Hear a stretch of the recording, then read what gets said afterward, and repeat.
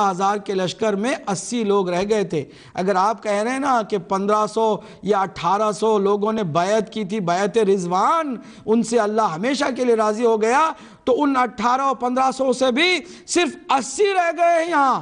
جو کہ بعد میں حنین کے اس معرکے میں ذکر ہو رہا ہے۔ 80 رہ گئے ہیں مہاجرین میں سے اور انصار میں سے۔ فَكُنَّا عَلَىٰ أَقْدَامِنَا نَحْوًا مِّن 80 قَدَمًا، ہم صرف 80 لوگ رہ گئے تھے جو اپنے قدموں پر کھڑے ہوئے تھے، یعنی ڈٹے ہوئے تھے۔ وَلَمْ نُعَلِّهُمُ الدُّبُرَ،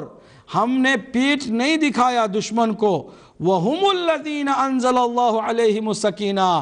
یہی جو ڈٹ گئے ہیں نا، وہی وہ مومنین ہیں کہ جن پر اللہ نے سکینہ نازل کیا، سکون و قرار نازل کیا، رسول اللہ صلی اللہ علیہ وسلم پر بھی نازل کیا۔ اب ذرا دیکھ لیجئے، 80 لوگوں کی بات ہو رہی ہے کہ جن پر اللہ نے سکینہ نازل کیا۔ اب سورہ فتح میں ابھی دیکھیے، سورہ فتح میں بھی یہی ذکر ملا تھا نا، کہ جس میں ہم نے وہ آیت نمبر 18 کو پڑھ کے بتایا تھا، کہ جس میں اللہ سبحانہ وتعالی نے بتایا کہ مومنوں پر، رسول پر اور اس کے مومنوں پر سکینہ نازل کیا۔ تو یہ جو سکون و قرار کا نزول ہے وہ انہی لوگوں کے لیے کہ جو میدان میں ڈٹ گئے تھے، اور ان کی تعداد حنین کے اندر صرف 80 بتائی جا رہی ہے، اور اس میں کوئی زیادہ شاید 2-4 عدد کے اعتبار سے فرق ہو، لیکن میجارٹی وہاں سے بہرحال بھاگ گئی تھی۔ اور اس کے بعد میں آپ کی خدمت میں کیا عرض کروں، یہ حنین کا آپ نے ذکر سنا ہے۔ اب میں تھوڑا بہت ذکر کرنا چاہوں گا اس بات کا بھی کہ آپ اس کو اچھی طرح سے سمجھ لیں۔ وہ یہ ہے کہ جنگ خندق جو اس کے بعد کی جنگ ہے، جنگ احزاب، وہاں بھی کچھ ایسا حال تھا، وہاں بھی کوئی کمال کسی نے نہیں دکھایا تھا۔ وہاں تو عمرو ابن عبدود کے آتے ہی اور اس کے للکارتے ہی لوگوں کی حالتیں خراب ہو گئی تھیں۔ صحابہ کرام ہی تھے سارے، اور یہ میں اپنی طرف سے نہیں کہہ رہا ہوں، تاریخ کی بات بھی ہے تو آپ کہیں گے کہ تاریخ کی باتوں کا کیا بھروسہ، قرآن ہے، قرآن کی باتوں کو کوئی جھٹلا نہیں سکتا ہے۔ اب آئیے دیکھیے، میں سورہ وہی در منصور فی تفسیر المعصور سے جلد 2 صفحہ 88 سے سورہ آل عمران کی آیت نمبر 155 کو آپ کی خدمت میں پیش کر رہا ہوں، جس کا ذکر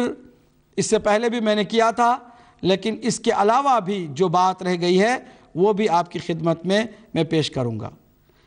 کہ یہ جنگ احزاب کے اندر جو مسائل پیش آئے اور جو مشکلات کا سامنا بھی کرنا پڑا تھا، لیکن اس میں جو وعدہ کرنے کے بعد، بیعت کرنے کے بعد جن لوگوں نے واقعاً وہاں نافرمانی کی اور رسول اللہ کو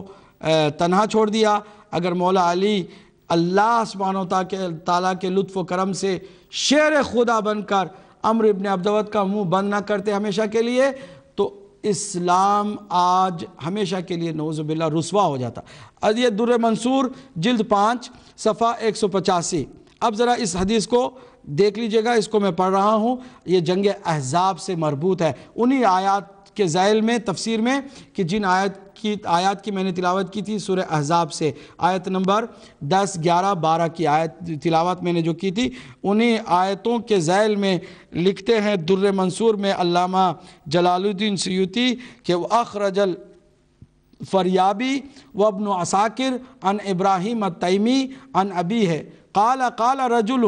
لو ادرکت رسول اللہ صلی اللہ علیہ وسلم لحملتہ ولفعلتہ فقال حذیفہ لقد رأیتنی لیلۃ الاحزاب ونحن مع رسول اللہ صلی اللہ علیہ وسلم۔ فریابی نے، ابن عساکر نے ابراہیم التیمی سے، اور انہوں نے اپنے بابا سے یہ روایت کی ہے، اور یہ تفسیر میں آیا ہے، تفسیر در منصور کے اندر، یہ ہماری کسی تفسیر میں اس سے زیادہ قصے موجود ہیں اور مفصل احادیث ہیں، لیکن میں اہل سنت کی تفسیر سے میں نکال کر کے یہ حدیث پیش کر رہا ہوں۔ بہت مختصر نمونے کے طور پر ایک حدیث میں نے نکالی ہے۔ کہتے ہیں کہ ایک شخص نے کہا کہ اگر میں رسول اللہ کو دیکھتا اور پکڑتا تو میں ان کے ساتھ بہرحال جو کرنا چاہتا وہ کرتا۔ ایک گستاخی کرنے والے کافر کی طرف سے یہ بات ہوئی تو حذیفہ نے کہا کہ میں نے جنگ احزاب کی رات،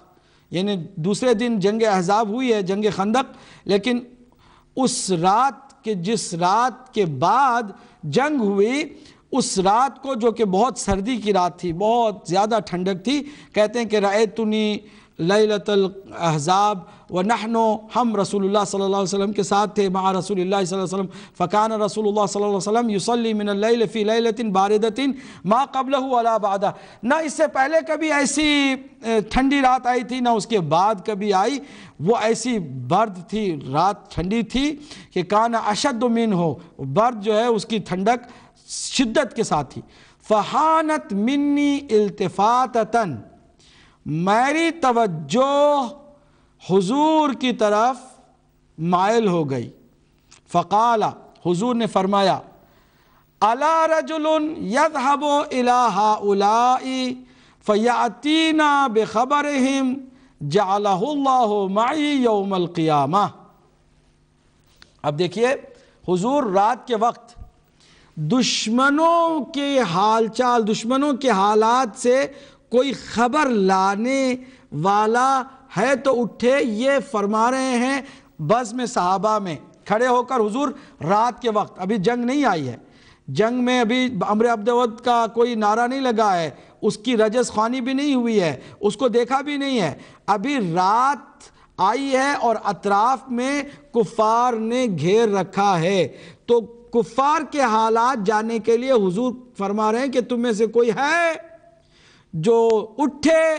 جائے اور ان کی خبر لے آئے مجھے۔ اگر کوئی ایسا کرے گا تو قیامت کے دن اللہ سبحانہ وتعالی اسے میرے ساتھ محشور کرے گا۔ کتنا بڑا مقام اللہ کے نبی دے رہے ہیں۔ کوئی تم میں سے ہے جو جا کر کے دشمن کی خبر لے آئے، اگر کوئی ایسا کرے گا تو اللہ سبحانہ وتعالی اس کو میرے ساتھ محشور کرے گا قیامت کے دن۔ اتنا بڑا عظیم رتبہ، سرکار دو عالم، امام الانبیاء، نور مجسم، اس عظیم مصطفیٰ صلی اللہ علیہ وآلہ وسلم کے ساتھ ہم نشین ہونا قیامت کے دن، کتنا عظیم رتبہ ہے۔ یہ دے رہے ہیں مفت میں، کوئی ہے جو جائے اور یہ رتبہ پالے؟ جعلہ اللہ معی یوم القیامہ۔ ایمان والوں کو کیا کرنا چاہیے؟ اگر آج کہ اس دور میں کوئی معمولی لیڈر بھی اپنے فالوورز کو کہتا ہے کہ تم میں سے کوئی ایسا کرے کہ میں تمہیں انعام دیتا ہوں، تو چاہنے والے جو صحیح سچے ہوتے ہیں وہ کہتے ہیں ہمیں انعام بھی نہیں چاہیے، لیکن آپ نے کہہ دیا ہے ہم اپنے دل و جان سے وہ کام انجام دینے کے لیے تیار ہیں، کھڑے ہو جاتے نا۔ لیکن یہاں روایت کیا بتا رہی ہے؟ حذیفہ کی روایت ہے اور یہ بہت صحیح اور معتبر اور حسن روایت ہے۔ اس میں یہ کہتے ہیں کہ جب حضور نے فرمایا کہ کوئی ہے تم میں سے جو دشمنوں کی خبر لے کر آئے مجھے دے روز قیامت، اس کو میں اللہ میرے ساتھ اسے محشور کرے گا۔ قال فما قام منا انسان، حذیفہ نے فرمایا کہ ہم میں سے ایک انسان بھی کھڑا نہیں ہوا اس کام کو انجام دینے کے لیے۔ سارے وعدے، سارے پیمانے، سارے عہد و پیمان، وہ سارے کہاں گئے؟ ابھی جنگ کے لیے نہیں بھیج رہے ہیں، وہاں جا کر تلوار چلا کے فن